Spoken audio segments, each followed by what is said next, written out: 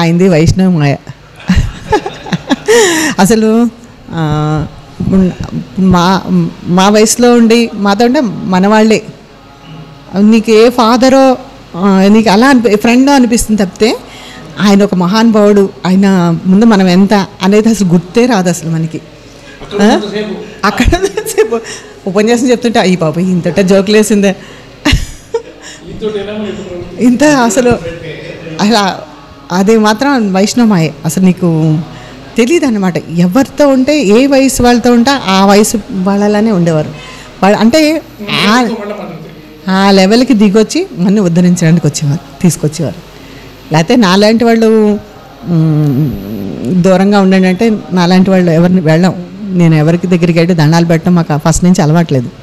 మా పెద్దనాన్నగారు వాళ్ళకి మేనమామలకి తల్లిదండ్రికి పెట్టడం తప్పితే బయట ఇంకెవరికి దండాలు పెట్టడం అది లేదు.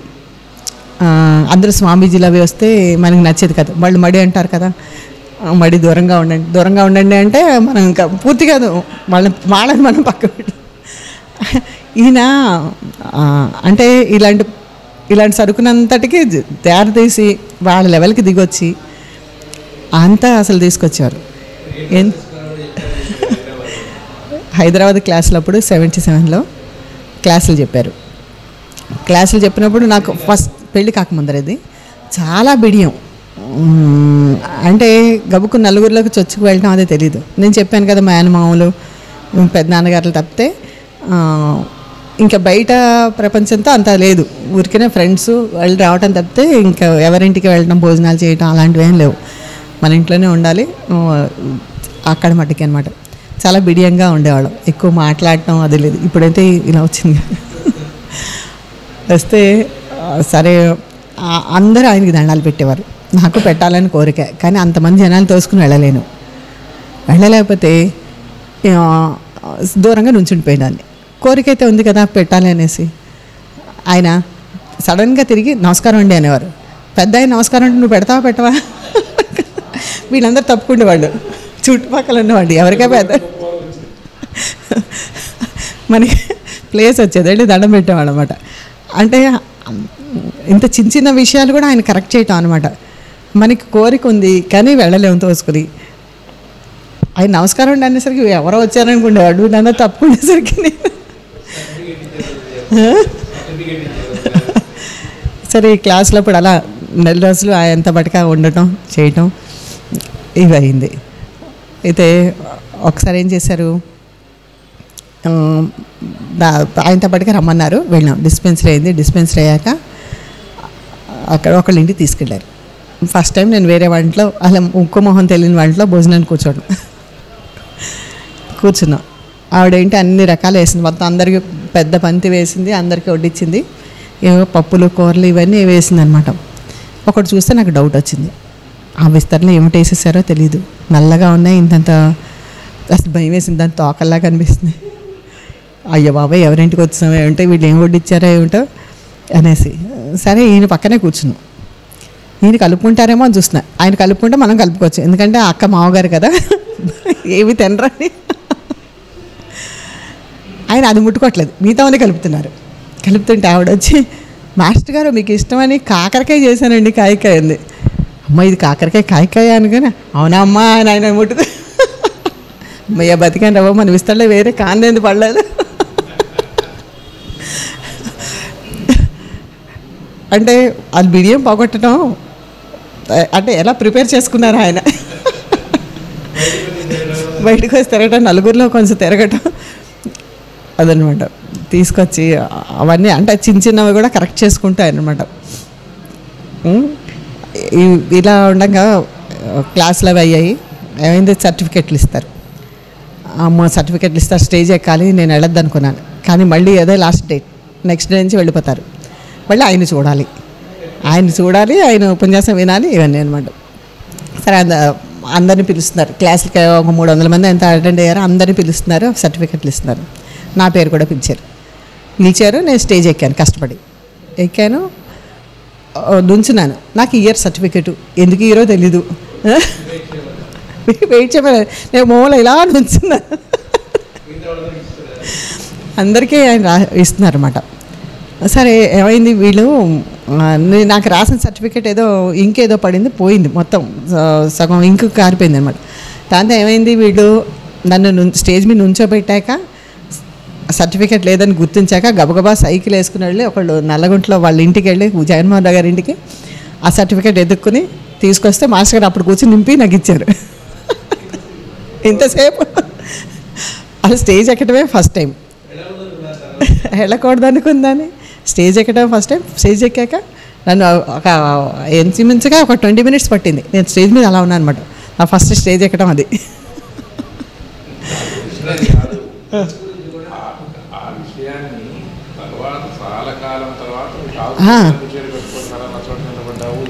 తర్వాత ఎప్పుడు పెళ్ళైన తర్వాత చెప్తున్నారన్నమాట, నేను ఫస్ట్ టైం స్టేజ్ ఎక్కి ఎలా నిలబడ్డాను, ఏ డ్రెస్ వేసుకున్నాను. అదేంటి మావయ్య గారు మీకు చిన్నవి కూడా గుర్తుంటాయంటే నేను ఎందుకు గుర్తు అంటే వాళ్ళకి ఒకసారి ప్రింట్ పడిపోతుంది. మళ్ళీ నేను ఎలా నుంచున్నానో అసలు ఆయన యాక్షనే యాక్షన్. ఒక క్లాస్ చెప్పారంటే ఎన్ని క్యారెక్టర్స్ వస్తాయో, ఒక డ్రగ్ గురించి చెప్తే ఎన్ని క్యారెక్టర్స్ గురించి వస్తాయో అన్నీ యాక్ట్ చేసి చూపించేవారు. అసలు అది ఇంకా మనం మర్చిపోను అనమాట జీవితంలో. ఆ పేషెంట్ ఎవరైనా వస్తే ఆయన మొహం గుర్తొస్తుంది.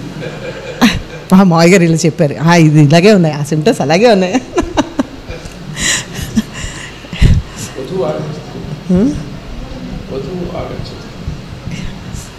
ఈ క్లాస్లో అప్పుడే హాస్టల్ అనమాట. నేను లేట్గా వెళ్ళాను, ఎప్పుడు ముందర ఉండేదాన్ని, లేట్గా వెళ్ళాను. లేట్గా వెళ్ళేసరికి లాస్ట్లో కూర్చుండి పోదాం అనుకున్నా. లాస్ట్లో కూర్చుంటే ఆయన చెప్పేది వినిపించదు సరిగ్గా. కూర్చుండి పోదాం నేను ట్రై చేస్తున్నాను సంస్కృతం. ఆయన ఏమన్నారు, ఆయనేమో అందరూ ఆయన పక్క తిరిగి ఉంటారు కదా, వధువు ఆగచ్చది అన్నారు. అప్పుడు చచ్చినట్టు ముందరికి వెళ్ళాలిగా అందరూ వెనక్కి తిరిగి చూశారు. ఇప్పుడు అంత ముందర నేను కామ్గా వెళ్ళిపోయింటే నేను ఒక్కతనే వెళ్ళేదాన్ని. ఇప్పుడు అందరూ వెనక్కి తిరుగుతూ చూపులు పడుతుండగా వెళ్ళి కూర్చోవడం. అంటే ఆ బిడియా అవే తీయడానికి ఆయన ట్రై చేయటం అన్నమాట. అంటే అది ఎంత ముందర ప్లాన్ అన్నది మనకి అర్థం కాదు. అయితే వాళ్ళు మొత్తం 1972 అంటే మేము ఇంకా అప్పుడు ఢిల్లీలో ఉన్నాం. అక్కయ్య పెళ్ళి అయిన సంవత్సరానికి అదేంటి వీళ్ళు బావగారు వస్తున్నారని చెప్పారు మా నాన్నగారు. నేను అనుకున్నాను ఈకే గారే వస్తున్నారు అనుకున్నాను, నాకు తెలియదు అనమాట. అయితే బావగారు వస్తున్నారు, బావగారు వచ్చారు అనేసి తీసుకొచ్చారు. అంటే వేదవ్యాస గారు వచ్చారు, వేదవ్యాస గారు ఇంటికి వచ్చారు. మనం వచ్చారు, సరే పెద్దవాళ్ళు కదా దండం పెట్టమన్నారు, మేము దండం పెట్టాం. దండం పెడితే అప్పుడు ఆయన చెప్పారు, ఈ అమ్మాయి ఎక్కిరాలి వాళ్ళ కోడలు అనేసి. అంటే అప్పుడు డిసైడ్ అయిపోయిందా ఏమిటో నాకు అర్థం కాలేదు. ఎక్కిరాలి వాళ్ళ కోడలే అన్నారు ఆయన. సరే నాకు అప్పుడు తెలీదు, ఈకే గారికే దండం పెట్టాను అనుకున్నాను నేను. అంటే ఈకే గారు, మా నాన్నగారు కూడా ఏం చెప్పలేదు, వాళ్ళ తమ్ముడు అని మాకేం చెప్పలేదు, మేము ఎంత చిన్న వాళ్ళమ్మా. దండం పెట్టమన్నారు, పెట్టాము అనమాట. ఆయన ఆ మాట అన్నారు. ఏంటి ఇలా అంటున్నారో నాకు అర్థం కాలేదు. తర్వాత మా నాన్నగారు అనమాట, వీళ్ళు ఎప్పుడో అన్నారు అనేసి. సరే వాళ్ళ అబ్బాయికి చేసుకుంటారేమో అనుకున్నారు మా నాన్నగారు.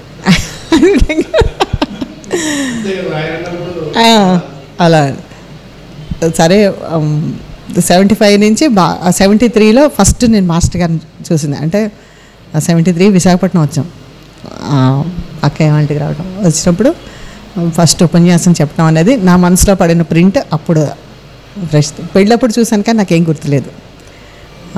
ఈకే గారు కానీ ఇంకెవరూ గుర్తులేదు. నాకు గుర్తుందల్లా ముగ్గురే, మా లక్ష్మి బావగారు వీళ్ళే గుర్తున్నారనమాట, ఇంకెవరూ గుర్తులేదు. ఇంకా లక్ష్మి అంటే మా వయసు కాబట్టి మేము ఆడుకున్నాం కాబట్టి మా ఆడబడుచు, పెద్ద ఆడబడుచు, బావగారు వీళ్ళిద్దరే గుర్తుంది, ముగ్గురు కూడా కాదు, ఇద్దరే గుర్తుంది. అప్పుడు ప్రింట్ సరిగ్గా పడలేదు మనకి మైండ్లో, ఆటలే అప్పుడంతా, పెళ్ళిలో అంతా ఆటలు ఆడుకోవడం. 73లో చూసింది. ఆయన రామాలయంలో లెక్చర్ చెప్తుంటే అచ్చు మా నాన్నగారిలా చెప్తున్నారు కథలా. అంటే ఆ ఫాదర్ ఫీలింగ్ అప్పుడు అక్కడ వచ్చింది అన్నమాట ఫస్ట్ టైం. ఆ ప్రింట్ అలా పడింది.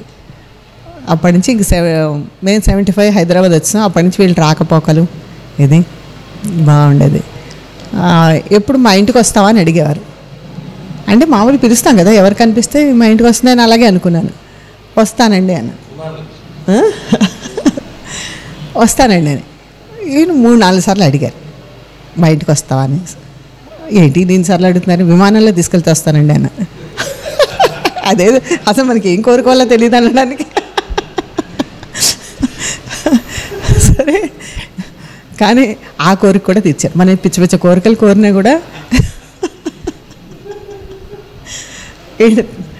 అనంతాచల్ గారు తాతగారు శరీరం వదిలేశాక ఆ బావగారు కూడా అక్కడ ఉన్నారన్నమాట. ఒరే తను తీసుకురా, సింగర్ని కూడా తీసుకురా అంటే ఇద్దరు విమానాలు ఎక్కొచ్చాం. బావగారే తీసుకొచ్చారు. అనుసంధానకర్త బావగారు కదా, మెయిన్ మనకి ఏమో తెలియదు అప్పుడు. బావగారే ఆ ప్లేన్లో వెళ్ళాలి, ఉరికినే నోటికి వచ్చింది అన్నాను తప్పితే అది కూడా అలా తీసుకెళ్ళారనమాట. అంటే మహానుభావులు అసలు మన ఏ కోరిక ఉంచరు.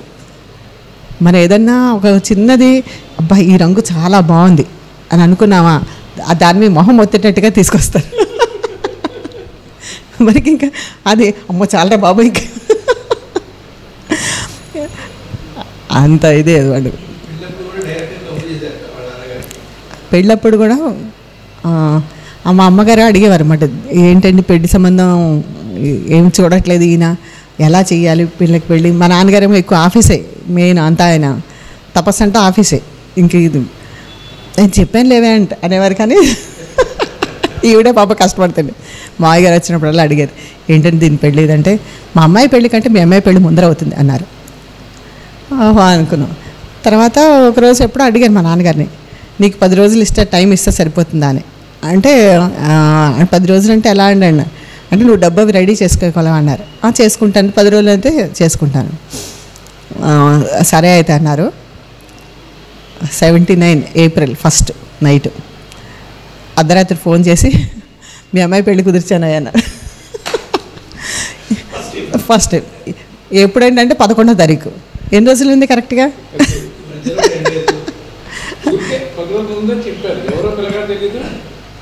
ఎవరో తెలియదు. కుదిర్చాను, మా అబ్బాయికి ఇస్తున్నా, పిల్లాడు ఎవరంటే మా అబ్బాయి అని. సరే అదే మరి అంటే పెళ్ళి కంటే ఎన్ని రెడీ చేయాలి, డబ్బులు అంటే రెడీ చేసుకోగలరు కానీ మిగతా రెడీమేడ్ కాదు. అంటేను ఎందుకు నువ్వు మీ పిల్లని తీసుకొచ్చేసే, నువ్వు ఇక్కడ మా అమ్మాయికి ఎలాగో పెళ్లి చేస్తున్నాం కదా, ఇక్కడ చేసేద్దాం, ఆ పెళ్లితో పాటుగా ఈ పెళ్లి చేసేద్దామని. కరెక్ట్గా తనదేమో 11వ తారీఖు పెళ్ళి. ఆయన ఏం చెప్పారు మా అమ్మకి, మీ అమ్మాయి పెళ్ళి ముందర అవుతుంది, మా అమ్మాయి పెళ్ళి కంటే 11 మాది, 12 వాళ్ళది. అలా ఫిక్స్ చేశారు వాళ్ళు. అంటే వాళ్ళు చెప్పిన ఏ మాట వ్యర్థం అవ్వదు, ఒక్కటి పొల్లు పోవటం కానీ ఏది అది యథాలాపంగా చెప్పినట్టు ఉంటుంది. కానీ నీకు అది ఏదైనా కరెక్ట్గా జరుగుతాయన్న దానికి తార్కాణం అది.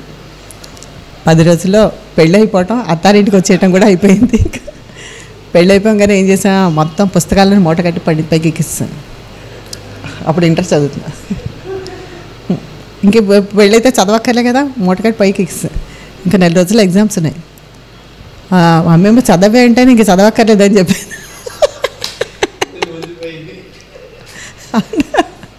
పెళ్లి కుదిరి పెళ్ళి అయిపోయింది 10 రోజుల్లో. మనకి ఏమి అంటే నాలాంటి కంగారు వాళ్ళకి ఎక్కువ టైం ఇచ్చినా లాభం లేదు. అంత అందుకని వాళ్ళ స్వభావానికి సరిపోయేటట్టుగా అనమాట. అసలు ఆ 10 days అసలు నీకు ఎలా ఉంటుంది 10 daysలో అంటే చుట్టాలు పిలుచుకోవాలి, చెప్పాలి, ఇవన్నీ ఉంటాయి కదా రకరకాల ఇంకా పనులని.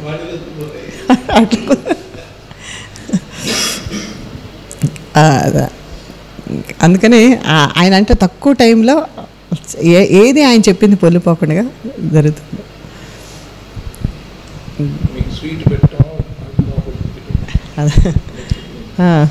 ఒకసారి మాకు ఏమైంది, అక్కయ్య పని ఇంట్లో ఉండగా ఎప్పుడు పనేమే వచ్చేది కాదు. వారంలో 4 రోజులు మానేసేది, 3 రోజులే 9, 4 రోజులు మేము తోముకోవడమే. ఒకసారి అన్ని గిన్నెలన్నీ వేసుకుని 2 పూటలు గిన్నెలు వేసుకుని కూర్చొని తోముతున్నాం.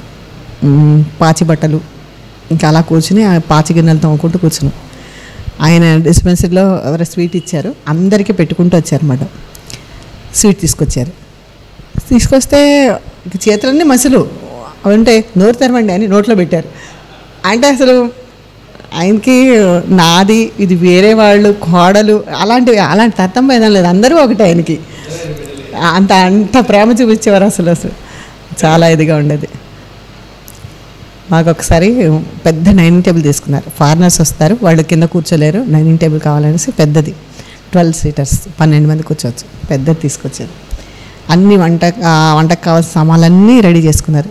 ఇంకో ఇలాంటి టేబులే ఉండేది, అలా తయారు చేసి అన్ని సామాన్లు పెట్టారు.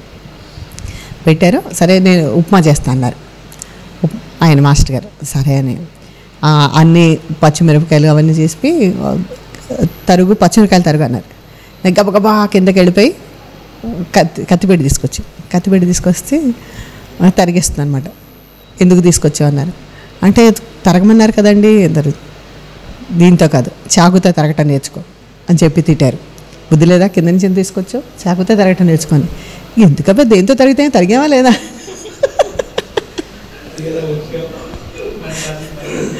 కానీ ఈ విషయం నాకు మళ్ళీ 92లో అర్థమైంది, ఎందుకు ఆయన చాకుతో నేర్చుకోమన్నారు. సరే ఆయన చెప్పిన దగ్గర నుంచి కష్టపడి టమాటాలు చిన్నవి తరగటం నేర్చుకున్నాం. ఎందుకంటే ఫారెన్ పంపించినప్పుడు మనకి కత్తిపెట్టలు తప్పితే అలవాట్లేదు కదా, అక్కడ చచ్చినట్టు చాకులతో తరగాలి. ఎంత కూర ఆయనకి భవిష్యత్తు తెలుస్తుంది ఎలా చేయాలనే దానికే అనమాట. అక్కడ చిన్న వాటి దగ్గర అనమాట అందరికీ కలిపి మొత్తం. ఆయన చాలా సరదా, అందరూ కూర్చుని భోజనం చేయడం అంటే 10 మంది ఉండాలి, అందరూ కూర్చుని ఒక్కసారిగా భోజనం చేయడం చాలా సరదా. ఆయనకి చాలా బాగా చేశారు ఉప్మా మాత్రం, అది మర్చిపోలేని అనుభవం. ఆయన వంటలు చాలా బాగా చేసేవారు. అందులో మాకేమో చక్కెర పొంగల్ ఒకసారి చేశారు, ఇదొకటి ఆయన చేతి వంట తిన్నాం.